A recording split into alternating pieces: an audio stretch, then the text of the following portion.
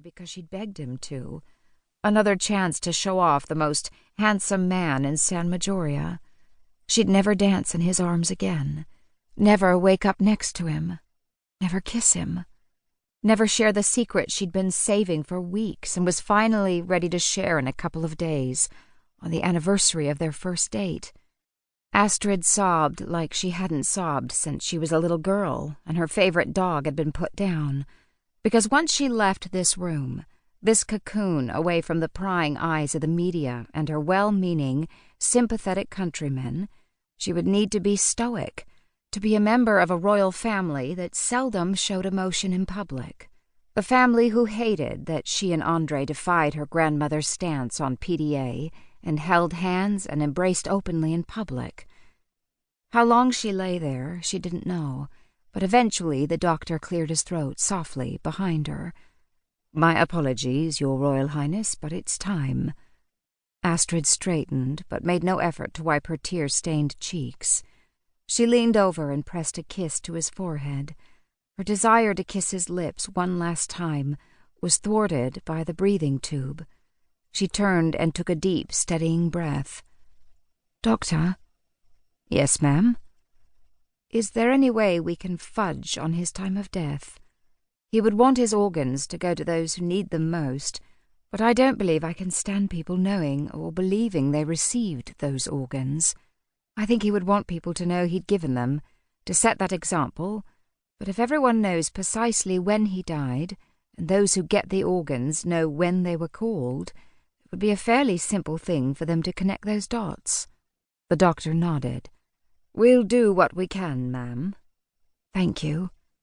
"Your father is waiting for you in the hall," the doctor prodded gently. "It's time for us to take the Duke to surgery."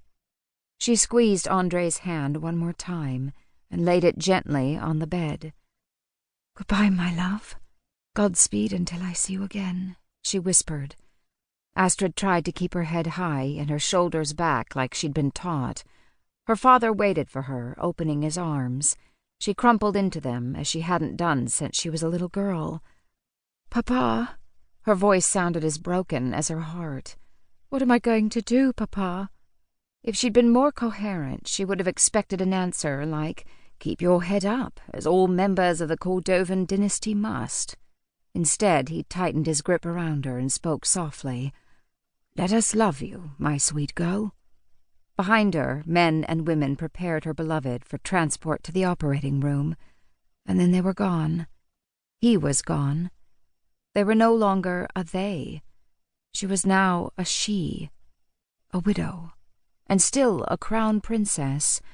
She would be expected to marry again, though how she could when her heart had just disappeared down the hall, she would never know. 1. Summer 2016. Jordan Haines gripped the bar and leaned his weight backwards. The wind shifted again, and he found himself windsurfing toward an unfamiliar beach in a sheltered cove. Posted signs warned that this was a private area, but Jordan ignored them. He knew himself, he knew his body, he knew his limits, and he was about at the end of his sometimes frustratingly short endurance. The time had come to get off the ocean and onto the beach for a rest, until he could call someone to pick him up or get enough of his oomph back to get back out on the waves. The former was more likely, but the latter was his preference. He'd packed some energy bars just in case. A few minutes after ignoring the signs, he sat on the beach, his gear dismantled for the time being. Under a conveniently placed umbrella, Jordan opened his pack to remove the protein bars and water bottles with energy drink flavoring. Jordan sat there, mesmerized as the waves moved in, then out, then in again. He loved the ocean, always had. More and more in the last 2 years, something about the clear blue salt water called to him, like a beacon. Especially this water. San Majoria, halfway between Bermuda and Puerto Rico, was roughly the same latitude as Palm Beach, Florida, and had beautiful weather year-round. Despite its location in the Sargasso Sea, it was often included with the Caribbean countries. "Hey!" He turned to see a woman walking onto the beach from a staircase a short distance.